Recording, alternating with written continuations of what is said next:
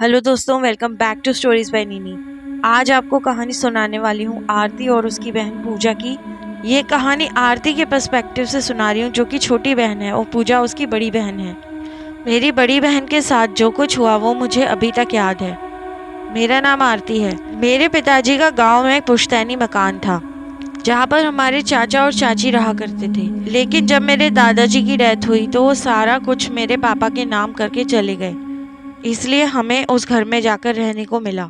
चाचा और चाची शहर में आकर रहने लगे, लेकिन उनका एक कमरा था जो कि वो बंद करके चले गए, जिसमें उनका सामान रखा हुआ था। मेरे पापा शहर में ही जॉब करते थे, इसलिए उनको शहर जाना पड़ता था और गांव में मेरी मम्मी, मैं और दीदी साथ में रहा करते थे। गांव के घर में बहुत ही अच्छी ठंडी हवा चलती थी शाम के समय, तो हम लोग छत पर सो जाया करते थे। और वहाँ पर हमने एक स्टैंड वाला पंखा रख रखा था जो रात भर बड़ी तेज आवाज करके चलता था। जब हम उस मकान में शिफ्ट हुए तो एक दिन मैं और मेरी दीदी सफाई कर रहे थे, तब पूजा दीदी को एक ड्रॉवर में से एक गुड़िया मिली। वो बड़ी अजीब सी कपड़े की गुड़िया थी, बहुत ही डरावनी लग रही थी।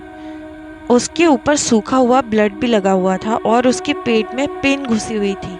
उस वक्त हम दोनों ही छोटे थे तो हमारा ज़्यादा दिमाग नहीं चला।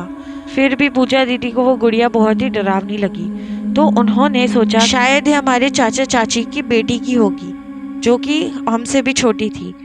तो हमने ये सोचा कि हम ये उन्हीं के कमरे में फेंक देते हैं ये गुड़िया। तो उनके कमरे पर ताला लगा हुआ था, लेकिन खिड़की खुली थी। खिड़की में से हमने वो गुड़िया उनके कमरे में फेंक दी। अब उस रात जब हम सो रहे थे तो बहुत ज़ोर से नॉक करने की आवाज़ आ रही थी। हमने सोचा कि कहीं कोई हमारे घर के बाहर, लेकिन कुछ समय बाद समझ आया कि ये उस कमरे में से आवाज़ आ रही थी। मम्मी और दीदी बहुत ज़्यादा डर गए। मम्मी ने हमें उठाया और अपने बड़े वाले हॉल के अंदर ले गई और कमरे को बंद कर दिया। अब हर रात उस कमरे में से नॉक करने की आवाज़ आने लगी, लेकिन एक दिन तो हद हो गई जब उस कमरे में से रोने की आवाज़ आने लगी। वो कोई औरत रो रही हो, इस तरह से कोई वहाँ रोता था। मेरे पापा कई दिन के लिए शहर गए हुए थे, इसलिए उनके आने तक हम कुछ भी नहीं कर सकते थे। एक रात पूजा दीदी उठकर उस कमरे के पास चली गई और मैंने देखा वो खिड़की पे ऐसे खड़ी थी जैसे मानो अंदर किसी से बात कर रही हो।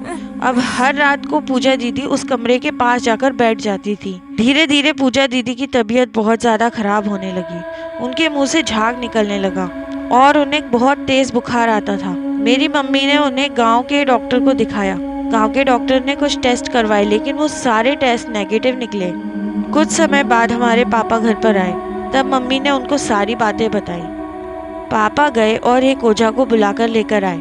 उसने जब मुझसे सारी बात सुनी कि इस तरह से उन्हें एक गुड़िया मिली और वो उस कमरे में फेंकी, तब ओझा ने मेरी दीदी को देखते हुए कहा कि यहाँ पर जादू टोना करवाया गया है और वो किसी और ने नहीं बल्कि तुम्हारे ही भाई और भाभी ने करवाया है, यानी कि मेरे चाचा और चाची। वो सारी संपत्ति पापा को मिलने से बिल्कुल भी खुश नहीं थे, इसलिए वो जानबूझकर उस कमरे में कुछ करके गए हैं और साथ ही वो गुड़िया भी छोड़कर गए थे। तब पापा और मम्मी ने एक तांत्रिक को बुलाकर वहाँ पर एक अनुष्ठान करवाया और उस हवन में उस गुड़िया को जला दिया गया। उस गुड़िया के जलते ही धीरे धीरे पूजा दीदी की तबीयत भी ठीक होने लगी। साथ ही हम लोगों ने उस घर को बेच दिया और हम सभी पापा के साथ शहर में ही शिफ्ट हो गए।